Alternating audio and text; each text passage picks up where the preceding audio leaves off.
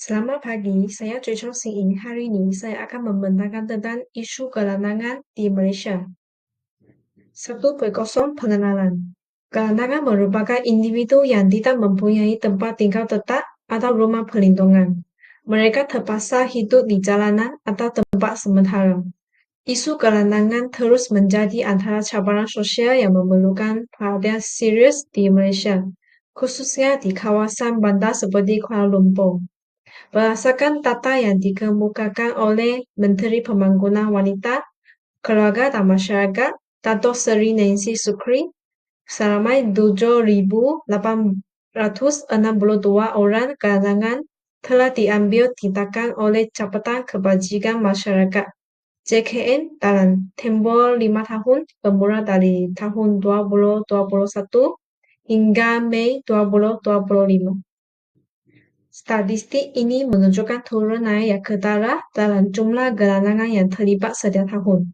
Angka tertinggi direkodkan pada tahun 2023, yaitu seramai 2.080 orang. Data ini mencerminkan hakikat bahawa masalah gelandangan masih berlangsung di negara ini. Justru, isu ini memerlukan pendekatan bersepadu yang melibatkan berbagai pihak bagi menangani punca sebenar masalah gelandangan serta menyediakan sokongan jangka panjang kepada golongan yang terjejas. 2.0 Punca-punca wujudnya golongan gelandangan di Malaysia. Di sini ada 4 punca. Punca yang pertama ialah masalah kewangan.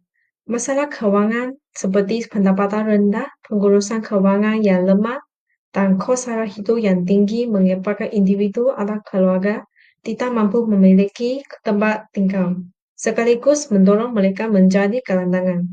Yang kedua ialah mengalami masalah mental. Masalah kesehatan mental yang tidak dirawat boleh menyebabkan individu hilang pekerjaan, hubungan sosial, dan tempat tinggal.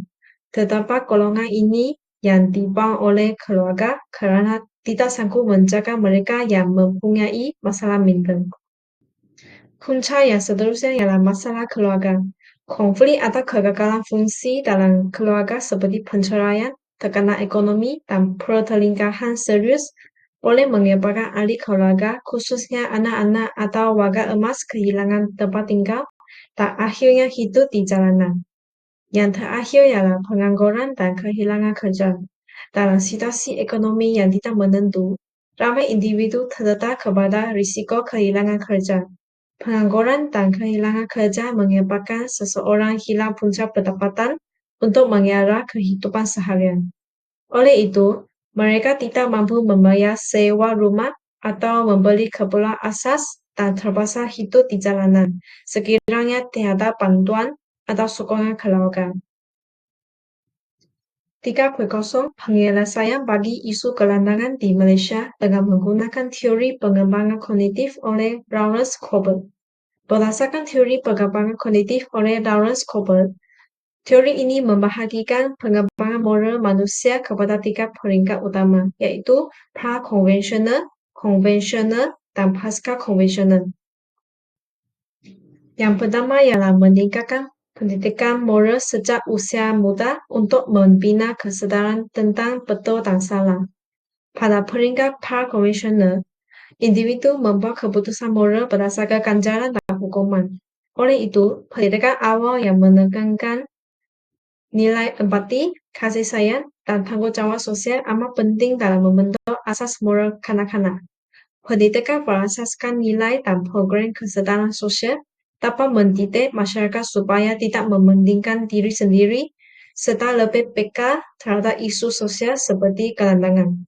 Ini dapat mencegah sikap prejudis dan diskriminasi terhadap golongan tersebut pada masa hadapan, sekaligus mewujudkan masyarakat yang lebih penyayang dan prihatin. Yang kedua ialah menanam nilai hormat kepada undang-undang dan peraturan yang membantu gelandangan melalui program sosial. Pada tahap konvensional, individu mematuhi norma masyarakat dan peraturan. Oleh itu, program kesedaran sosial di sekolah dan komuniti seperti kempen membantu gelandangan, aktiviti sukarelawan, dan program masyarakat perlu diperkukuhkan supaya nilai empati, tanggungjawab sosial, serta penghormatan terhadap peraturan dapat diterapkan sejak awal. Apabila masyarakat menyadari kepentingan peranan mereka dalam membantu golongan terpinggir ini, mereka akan lebih cenderung melihat isu gelandangan sebagai tanggung jawab bersama, bukan semata-mata tugas kerajaan. Ini akan mewujudkan masyarakat yang lebih prihatin dan menghormati dasar sosial serta undang-undang yang diubah demi kesejahteraan semua pihak.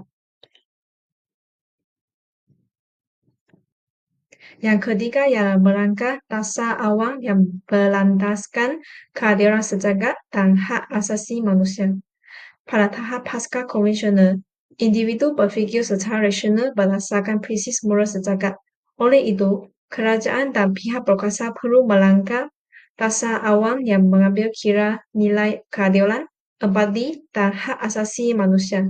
Program seperti rumah transit, latihan vokasional dan kemahiran kerja, rawatan kesehatan mental, serta sokongan sosial harus disusun secara holistik supaya golongan gelandangan dapat dibantu dengan bermarwah tanpa diskriminasi.